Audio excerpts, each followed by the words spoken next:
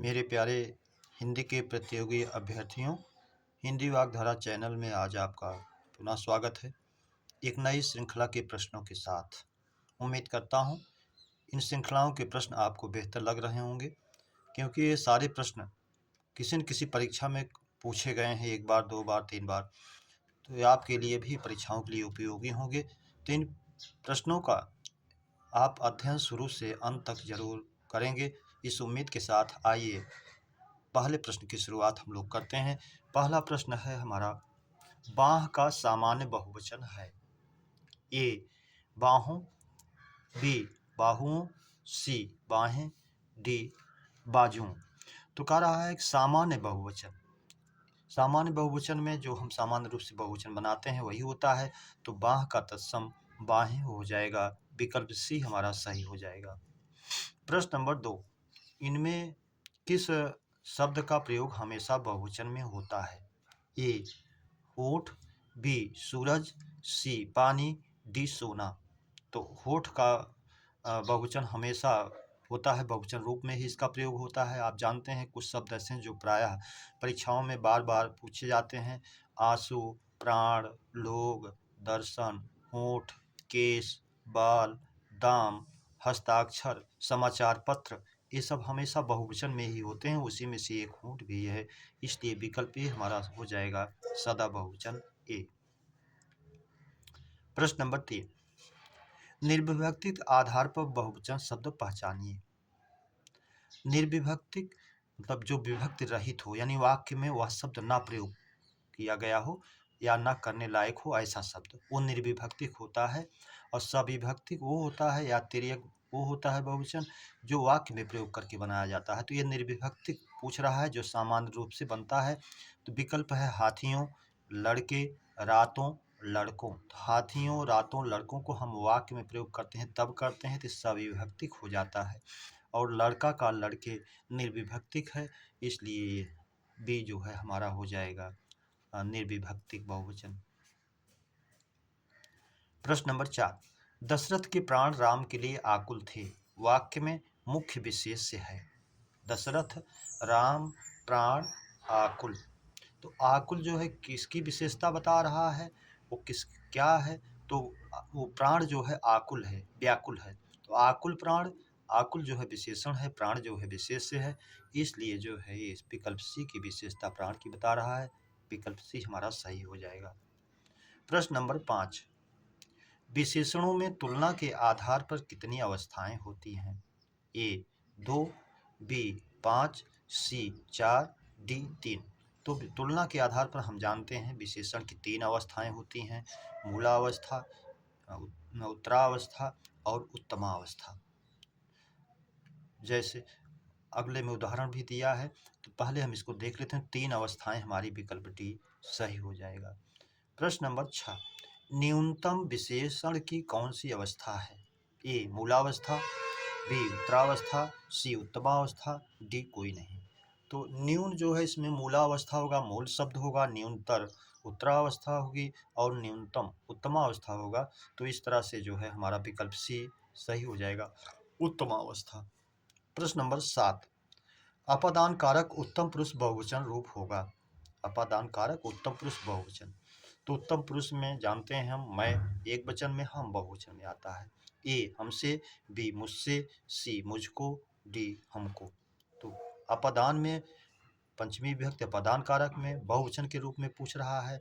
तो मैं का बहुवचन हम होता है, तो उसका बहुवचन हो जाएगा हमसे। अगर एक वचन का पूछता बहुवचन तो हो जाता मुझसे अपादान कारक में। तो इसका हो जाएगा हम का हमसे, विकल्प ए सही हो जाएगा। प्रश्न नंबर 8, निम्नलिखित में सर्वनाम है। ए घर, बी आप, सी पहाड़, डी नदी। तो घर जातिवाचक संज्ञा है, पहाड़ जातिवाचक संज्ञा है, नदी जातिवाचक संज्ञा है, आप जो है मध्यम पुरुष का सर्वनाम है, इसलिए विकल्प भी हमारा सही हो जाएगा, मध्यम पुरुष। प्रश्न नंबर 9, आना जाना में अपेक्षित विराम चिन्ह है। ए योजक चिन्ह है, बी अल्प विराम है, कामा जिसको कहते हैं, सी अर्ध विराम है, डी उप विराम है। तो आना जाना जिस तरह से है ये पाप पुण्य लाभ, हानि, तो योजक चिन्हों का प्रयोग होता है, इसलिए इसमें विकल्प ए सही हो जाएगा। ये प्रश्न नंबर 11, जिनकी ध्वनि केवल मुख से निकलती है वे हैं वृत्ताकार स्वर, समृद्ध स्वर, अनुनासिक स्वर, निरनुनासिक स्वर। अनुनासिक जिनकी नासिका से भी हो और मुख से भी वो अनुनासिक हैं, और जिनका केवल मुख से हो वो निरनुनासिक हैं, यानी अनुनासिक रहित हैं वो, इसलिए विकल्प डी हमारा सही हो जाएगा, निरनुनासिक। इसी को अनुनासिक भी कहते हैं। प्रश्न नंबर 12, अनुनासिक स्वरों का उच्चारण स्थान कौन सा है? ए नाक और मुंह, बी नाक, सी मुंह, डी ओष्ठ। तो अनुनासिक स्वरों का उच्चारण स्थान जो है नाक और मुंह दोनों होता है, इसलिए विकल्प ए हमारा सही हो जाएगा, नाक और मुंह। प्रश्न नंबर 13, दो असमान स्वरों के जुड़ने से जो स्वर बनता है वह है संयुक्त स्वर, मूल दीर्घ स्वर, बीजाक्षर स्वर, डी सभी। तो दो असमान स्वर जुड़ते हैं तो संयुक्त स्वर का निर्माण करते हैं, जैसे आ और ई मिलकर के ए बनता है तो संयुक्त स्वर बन जाता है, इसलिए विकल्प ए हमारा सही हो जाएगा, संयुक्त स्वर।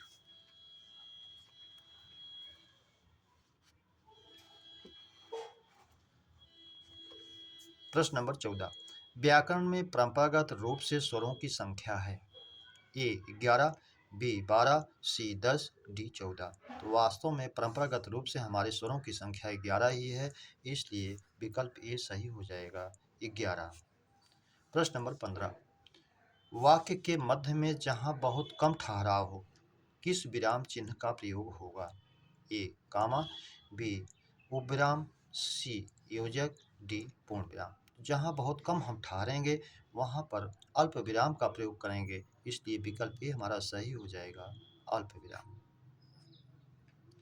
प्रश्न नंबर 16, अध्यापिका नृत्य सिखाएंगे किस काल की क्रिया है? सामान्य भविष्य, सामान्य भूत, संभाव्य भविष्य, कोई नहीं।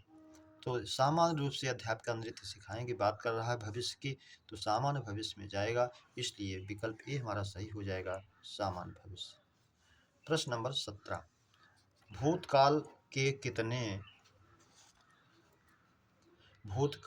कितने भेद हैं? ए 4, बी 5, सी 6, डी 7।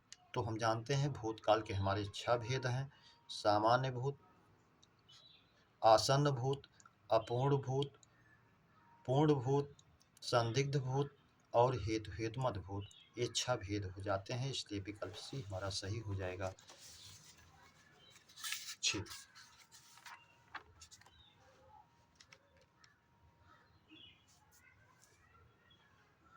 प्रश्न नंबर हमारा 18,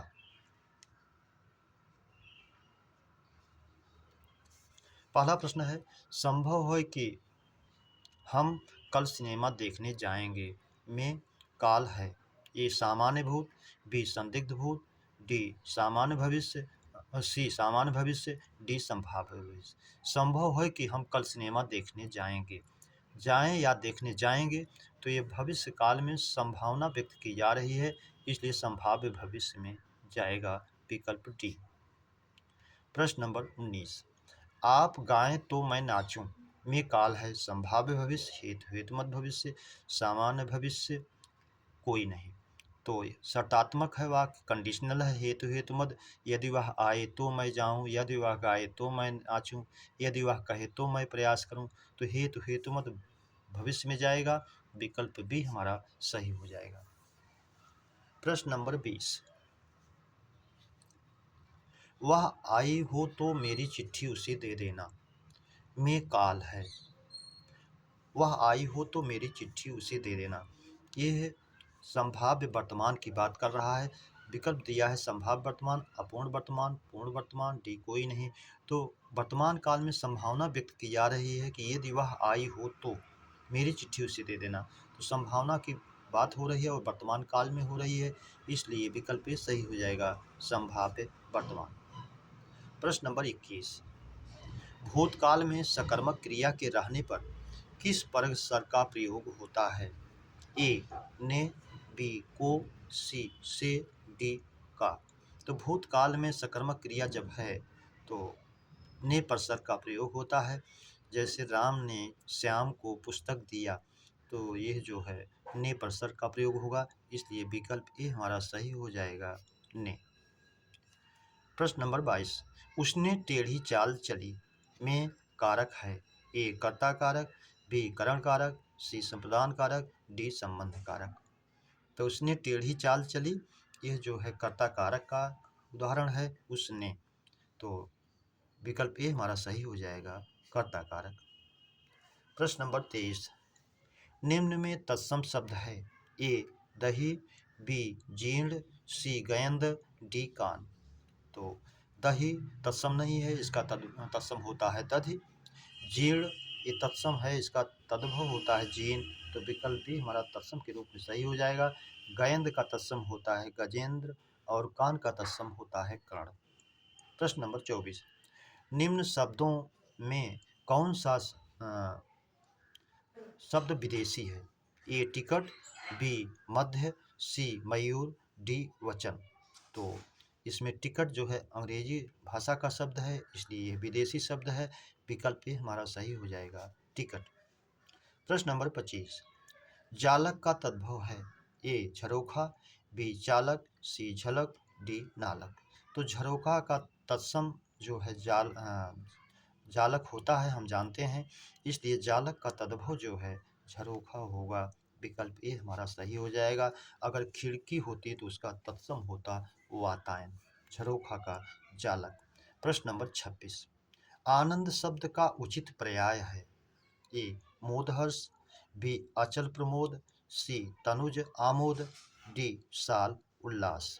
तो आनंद का शब्द का उचित पर्याय जो है मोद माने भी हर्ष होता है, आनंद होता है, हर्ष माने भी प्रसन्नता आनंद होती है, तो इसलिए विकल्प ये हमारा सही हो जाएगा, मोद हर्ष।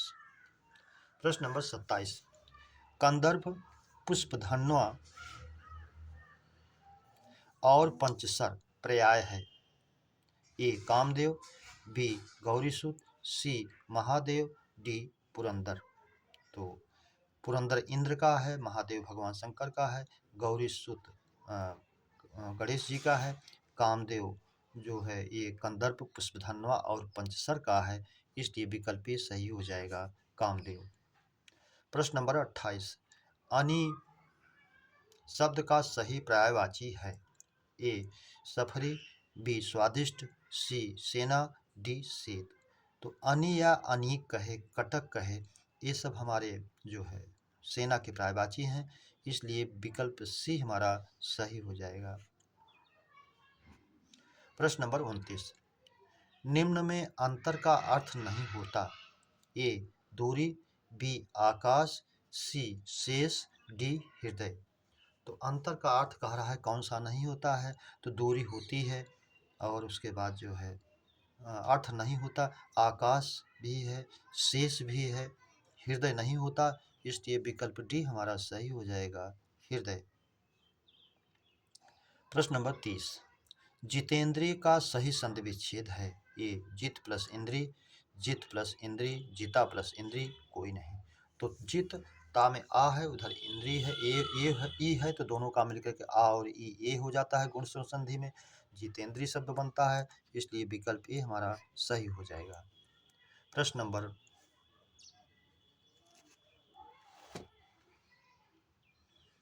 31, देवर्षि का संधि विच्छेद है। ए देव प्लस ऋषि, बी देवा प्लस ऋषि, सी देव प्लस वर्षि, फिर देव प्लस ऋषि।